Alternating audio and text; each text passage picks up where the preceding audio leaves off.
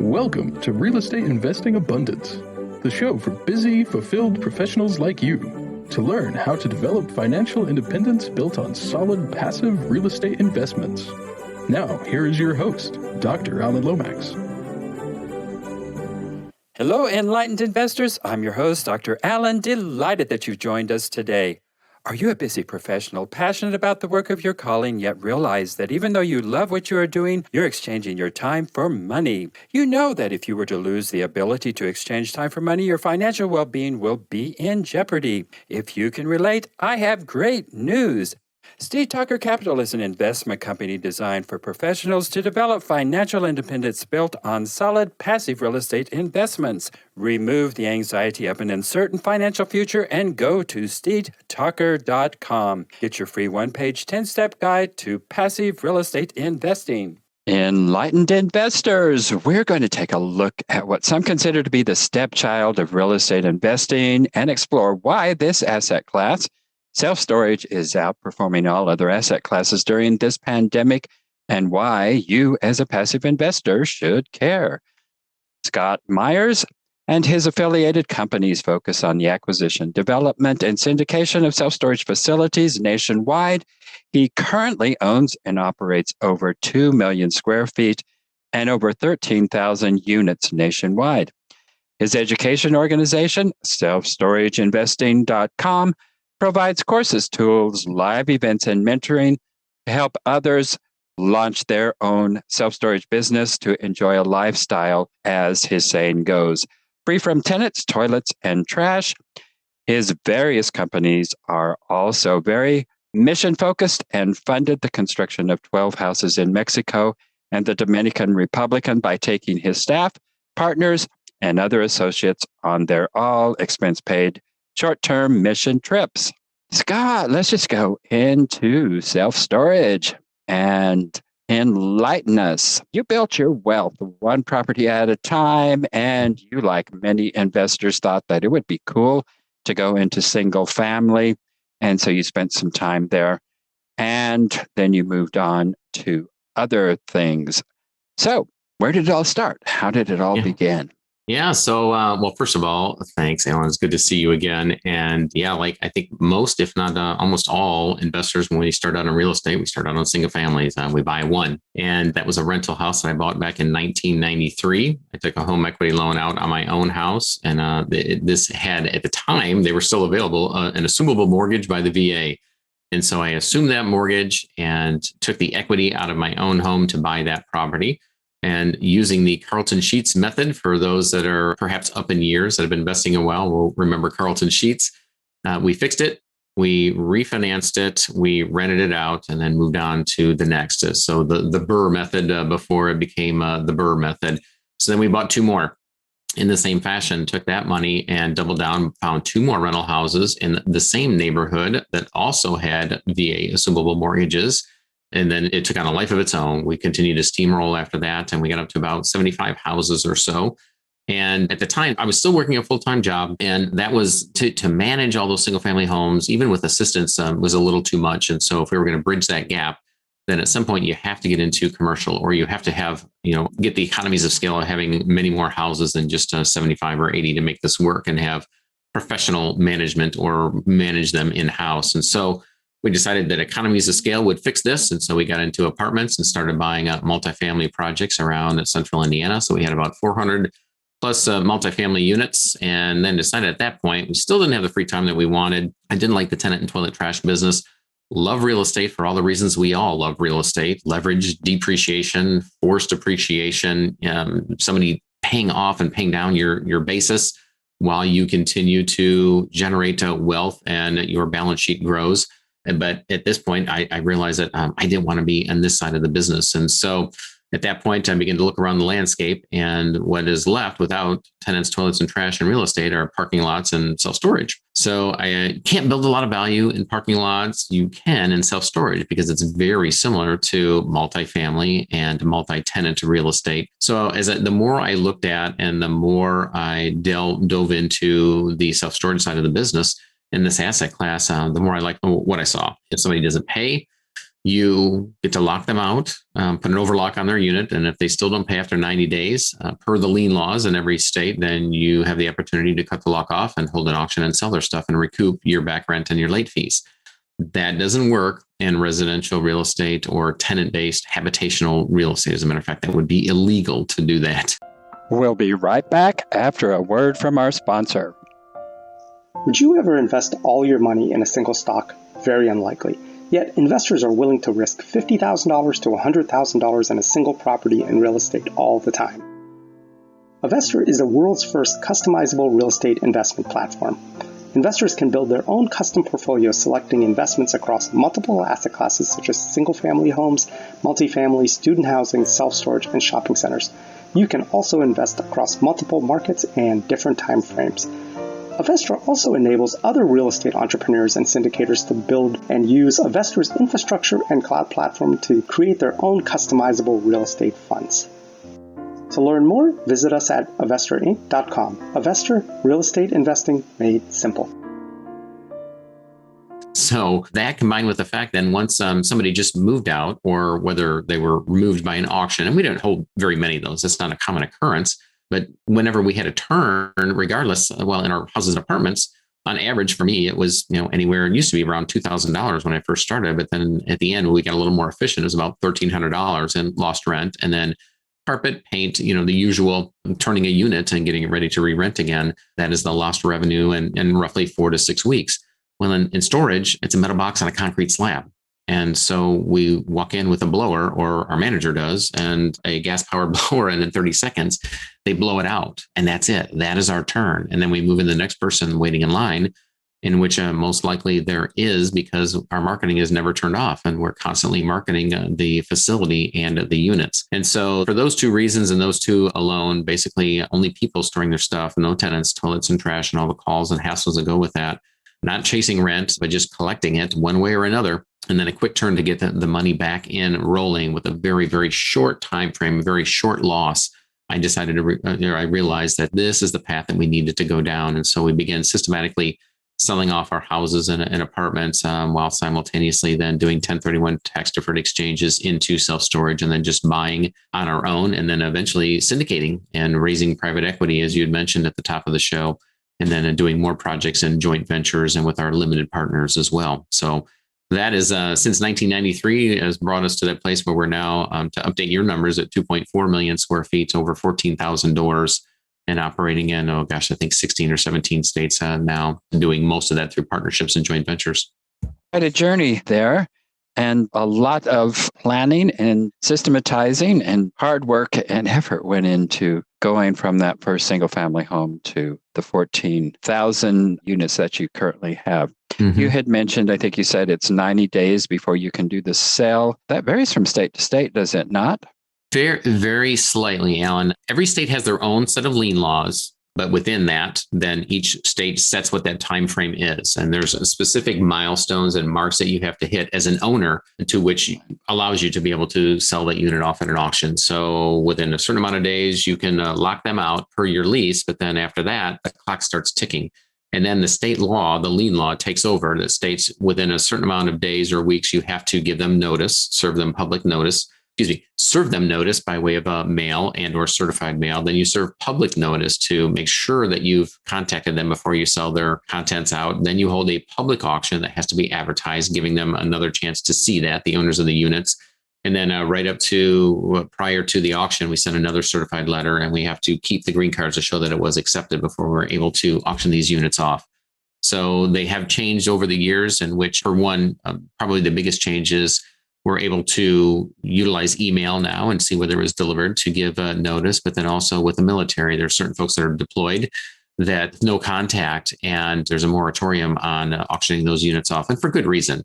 Many of our service members, where they were deployed overseas, they had no contact, no idea, perhaps their credit card or debit card, it had expired, just an expiration date on it, or something happened, and they weren't back for another 6 months. Well, within 90 days, their unit would be auctioned off. And so enough was enough. We as an industry said, okay, we need to stop this. And so we are no longer in a position to, as long as we have contact with them, that we are no longer able to and allowed to auction off military units.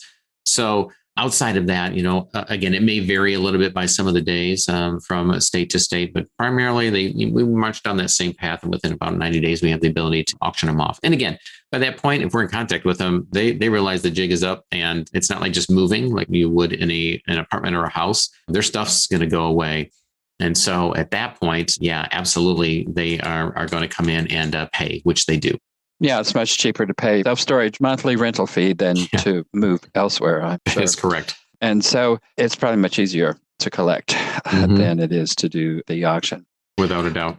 Yeah, I'm not all that familiar. I did work with self-storage several years ago here in North Carolina, but I was thinking that self-storage owners can start that auction, I think, within 30 days after the delinquency. Yeah, the process itself, Alan, starts really on day 6. Most facilities, we have rent is due on the 1st. We have a grace period until the 5th. On the 6th is typically when we overlock and we put that second lock on the unit. And so essentially that's when we start down that path, following the lien laws. So it can start then. I'm not sure if North Carolina allows you to auction in 30 days. It's usually not enough time. I think it's a little bit longer than that, but the process has definitely started, to your point, much earlier than 30 days. Enlightened investors, we'll be right back after this important announcement. I have a big ask that will only take a moment of your time. Ratings and reviews are the lifeblood of our podcast. So to leave a review, iPhone or other Apple iOS device users, go to Apple Podcasts or iTunes. For all you non-Apple device users, go to podchasers.com. On either platform, search for Real Estate Investing Abundance. Once found, please leave a review and a rating. Subscriptions are also vital to our show's success, so please be sure to subscribe on your favorite podcast app. It is free to subscribe, and you can unsubscribe at any time. Yeah, it's much shorter than it is with an apartment. I'm very sure of that. Well, just give us an overview here of passive investing versus active investing. What are some of the differences, and what are the possibilities for passive investors in the self-storage industry? Well, quite a few opportunities from where we sit. We syndicate almost all of our projects now. I mean, at some point you run out of your own money, your own cash. And so that's when you begin to create partnerships, joint ventures, and do syndications. And so we raise anywhere from $2 million upwards to, I should say, maybe even $1 million up to about $3 million per project. And we do about 10 of those a year. Our minimum investment is $50,000. And so we have a group, we have a database of investors that partner with us on these projects. And so for $50,000, they can have their hand in a number of facilities. That is a great opportunity for folks that, first of all, they don't want to, they're not in a place where they have their own business, they have a job. They just don't have the time and the wherewithal to get into the business all on their own and build a team, which it takes a team of lenders, project managers. If you're going to develop, that's a whole different skill set and group of people you have to have. And we do a lot of developments or even existing facilities to, have all the attorneys in place, to have somebody to underwrite the facilities, to go out and do the analysis, the physical inspections, all the due diligence, and then managing it. If it's small, if it's too small to have a professional property management company, then that falls on the owner, or at least a portion of it, for oversight. Or it has to be large enough to hire a property management company, but you still need to manage the management company and making sure that they are driving the performance of the facility. So there's a lot that goes into that, signing on the loan, the liability that goes along with that. So for somebody to be able to be a part of self-storage, have an equity position in it, they are owners. They get shares of our LLC, just as if they would if they were to buy it on their own, or as we buy it on our own. Yet they share in the upside as a percentage of owner and the cash flow and the profit from the sale. They also share in the depreciation as an owner. They get a K1 at the end of the year. So it's a fractional ownership. And the benefit is that our folks not only just put out reports and newsletters monthly that states, what we're doing, updates at each one of our facilities, but we go the extra mile. And at the end of each quarter, we also have a webinar that kind of encapsulates all of that, but then allows them to ask questions. And so many of our folks are learning about the business as they go along. They're getting their feet wet. And one of the benefits that many people see and that we've promoted is, hey, we go above and beyond. We go the extra mile as a self-storage owner, operator, and partner in teaching people and giving them intimate details and knowledge about this project that they're invested in, and therefore the industry. So when it does come time, when they're ready to step out on their own, start their own self-storage business, retire from the other, or if they're working in another business or even another asset class, that they now understand the business, They understand the team that they have to have, who to go to, because we help and assist with that as well. But then also when it comes time, then when they go and walk into the bank and or start talking with their own private equity partners or friends and family, they can hold their head up high and put their shoulders back and state confidently, I am an owner and here is my project. I am a partial owner in this, and they can speak intelligently to that. And it shows up in their tax returns. It shows up in their bank accounts. And also that the head knowledge that they have, that they're interviewed by a banker or private equity partner, that they get it. They understand the business because they are owners. And so for all those reasons, many folks find it, and the returns that we offer they're very good. Where many folks that we've seen that get into the business and maybe they don't take the care and due diligence and education before they get into the business, they may not make the same returns on their own project, even if they own it 100%, than if they would just by investing 50% in a partnership of ours or somebody else's, just because when you begin investing with the experts, you get the expert style returns and you have to deploy less capital. So for that reason, there's an awful lot of folks that will invest with us passively for the returns, let alone everything else that they learn along the way. We'll be right back after a word from our sponsor. As an industry-leading, relationship-focused, design-build construction firm, Mosaic Construction has worked in many different asset classes from multifamily to retail, medical, industrial, and commercial. Mosaic Construction works to execute interior and exterior renovations with their team of trades and project managers. Their experience with value-add improvements has resulted in increased ROI and long-term value of the assets. They work nationally in partnership with local trades to deliver thoughtful, problem-solving construction management solutions to all their clients. For a personal, no-obligation consultation, call Ira Singer, 773-491-3145. or email Ira at mosaicconstruction.net. You can also find Ira on LinkedIn. Well, I'm sure there's a lot of lessons to learn to operate efficiently and effectively so that you are getting good returns there. One thing I'm curious about, you had mentioned that your investors, just like you, get the benefits of depreciation. And I look at self-storage and I go, well, there's not really that much to depreciate. So what are you depreciating in a self-storage facility? Well, it's quite the opposite of that. As a matter of fact, Alan, the good news is on our facilities that we're keeping for 5 years or longer, we're going to accelerate the depreciation, and we're going to do a cost segregation study, have an engineer go out. And the beauty of self-storage is that we can take about 50% of the project and accelerate that depreciation versus apartments, multifamily, and houses, where they can only do that with roughly 30% of the project.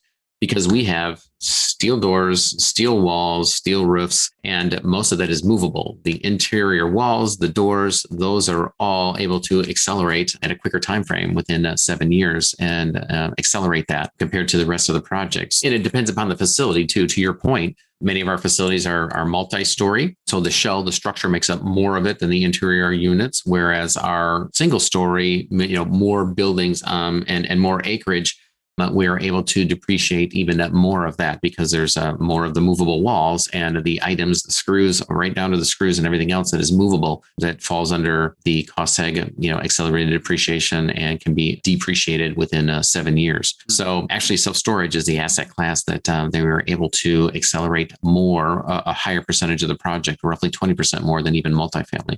Wow. Well, that is interesting. Does that mean that you are basically shooting to hold your properties less than 7 years? So our projects, by nature of the way we structure them, we do syndicate most of the projects that we're taking out to market right now.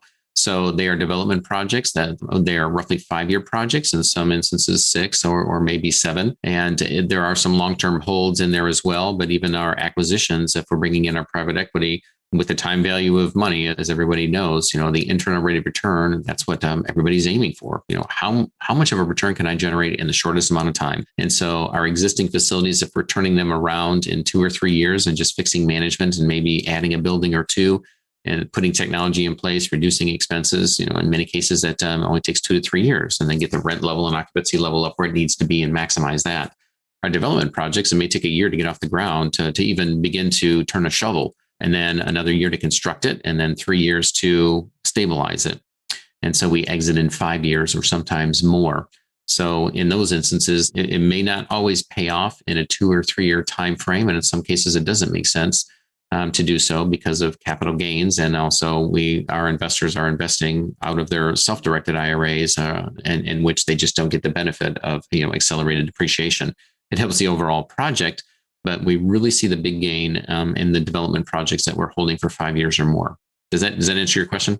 Yeah, that's very interesting because just driving by a self-storage facility, I would have thought that there's very little to depreciate outside of, it's mostly property. And so what are you depreciating? But that makes total sense there. You cost segregate it out, and like you mentioned, even right down to the screws, which I never would have thought of actually depreciating screws. But that's why I'm not in the cost segregation business. I leave that to the engineers and experts who know that stuff, which is pretty complicated.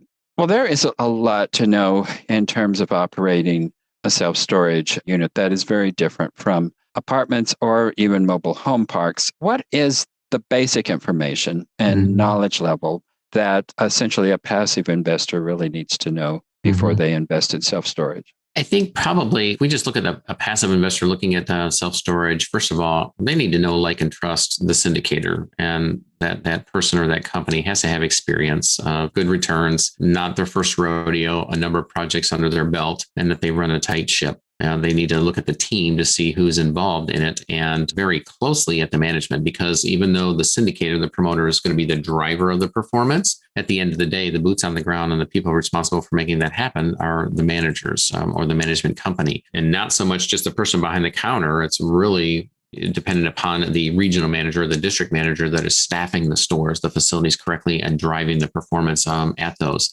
So with that in mind, first of all, you can over payroll a facility just like you can over payroll almost any other business. So taking a look at the numbers and management, typically property management is roughly 5% of the overall revenue being generated by that facility. If that number is higher than that, then there's some questions that could be asked.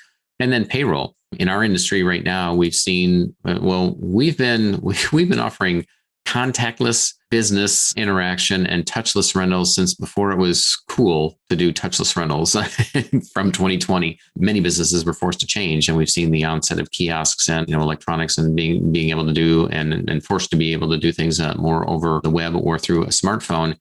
And the storage industry has been on the cusp of that. We're not cutting edge by any stretch. Nobody looks at the self-storage industry for being cutting edge. However, we've been far ahead of most industries because that is our highest line item expense.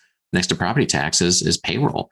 And, for a self-storage facility, they're not managing, our managers are not managing tenants, and they're not sitting in the office waiting for somebody to come in to walk them around and talk to them or write letters to the tenants for parking on the grass or the dog pooping on the lawn or, chasing rent, because that process has already been taken care of with the lien laws. And so anything and everything that we can do to reduce that, we will do. And so having a kiosk in place, which is like a red box rental that you would find in any grocery store or Walmart lobby, to be able to rent a unit, it's a very low labor intensive transaction, and meaning it's not very labor intensive. So you can rent a unit by going to a kiosk and see a map of the facility, the size of the units, the rates, stick in the credit card, their driver's license, which uploads their information from the barcode, takes their picture, and the transaction is completed. Even if they've forgotten a lock, they can insert their debit card or credit card again, and out the bottom comes a lock.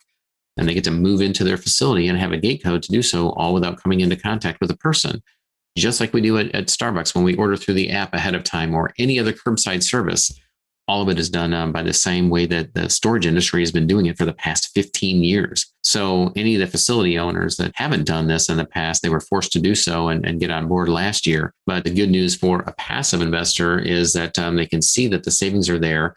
They can understand that the owners, the syndicators that are utilizing this technology and really doing their best to have a web presence, to be able to rent online, reserve units online, and reduce their payroll, that is a company that they should follow. And if not, well, they can dig into that and ask questions because there are, certain pieces of that some companies think that you can't drive revenue by selling locks, boxes, and moving supplies and offering truck rentals and some of these ancillary income streams. You can't sell that by way of a kiosk. That has to be a person in the office. And I agree with that 100%. And that's why our facilities, we offer both. So we don't have two people in the stores at the facilities full-time, 40 hours a week.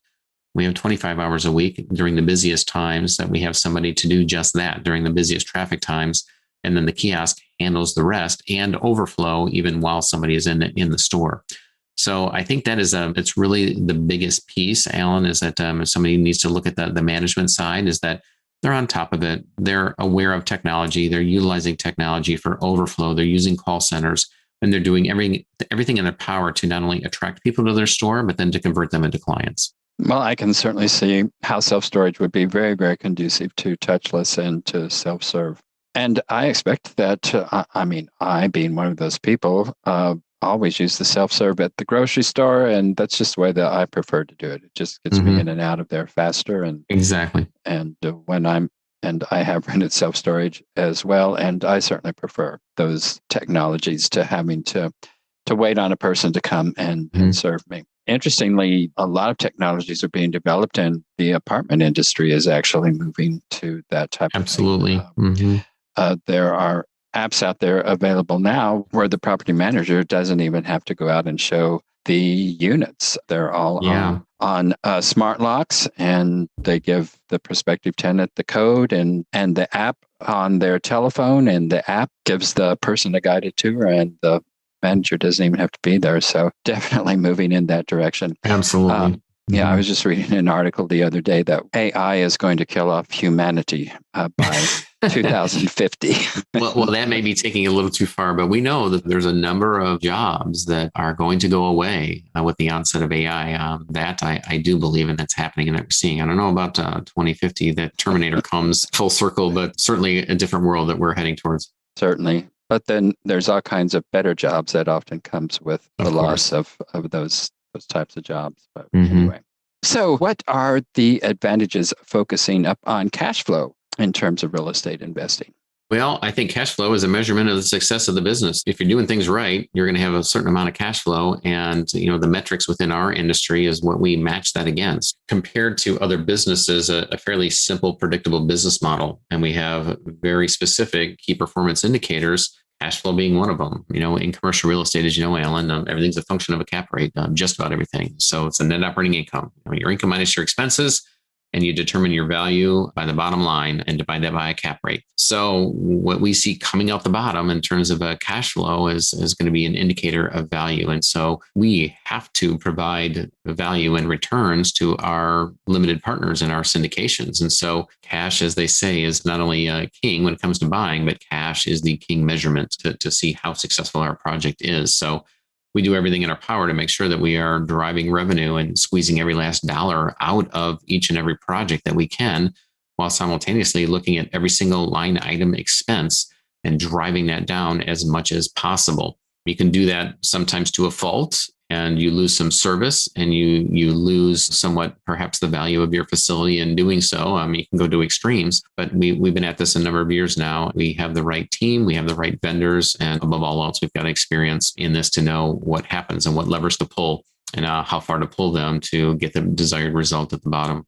Well, before we go into our last question, tell our viewers and listeners what you have to offer them and how it is they can get in touch with you. Well, for those that are looking to actively learn about and get into the business, they can go to selfstorageinvesting.com, selfstorageinvesting.com. We have a number of free resources, including a pull-down booklet that shows you how to find, evaluate, and purchase self-storage facilities and some of the mistakes to avoid in that process. And then for those that are on the passive side that are looking to get involved with us or at the very least, take a look at some of the projects that we have closed in the past and the returns that they have produced, and also to get on our mailing list of projects as they come down the pike, head on over to passivestorageinvesting.com. That's passivestorageinvesting.com. And again, a number of free tutorials and information videos to get up to speed on self-storage before looking to invest in it.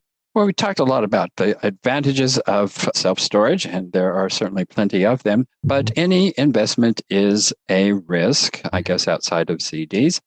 And maybe there's some risk involved in there. But certainly when we're looking at real estate, we're looking at risk. So what are the major risks that particularly passive investors should be concerned about? On the passive side, I kind of touched on this earlier, and that is making absolutely sure that you have vetted your syndication partner. So you can see their track record, you understand, hopefully you go out to the site, the project that you may be investing in, that you've met the syndicator or at least had some conversations with them, maybe talk with other investors.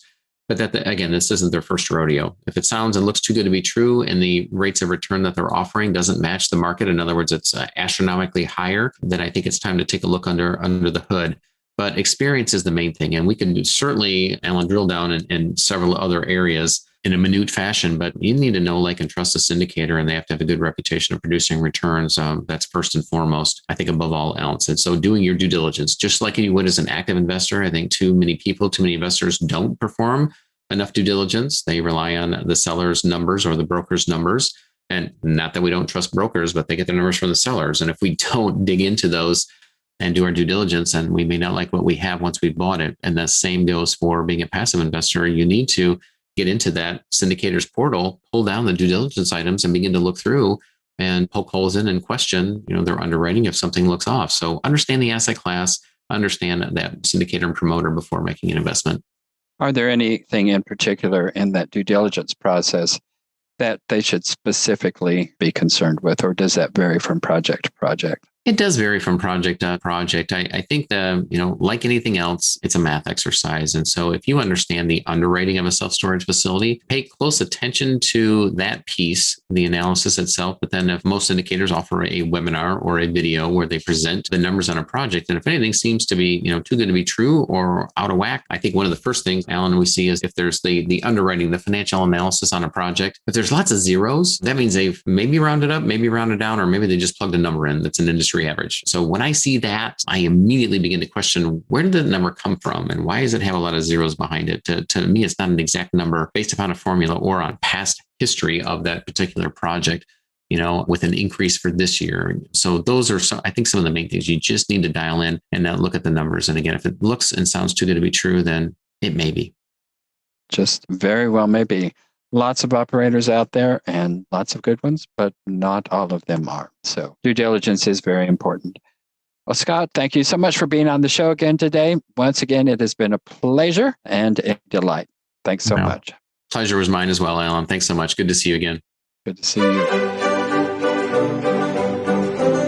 Thank you for tuning in to Real Estate Investing Abundance, brought to you by Steve Talker Capital, a company working for passionate professionals like you to develop financial independence built on solid passive real estate investments. As part of our efforts to make the world a better place, Steve Talker Capital contributes to activities and organizations committed to better understand the equine. These endeavors attempt to enhance the human treatment of horses worldwide.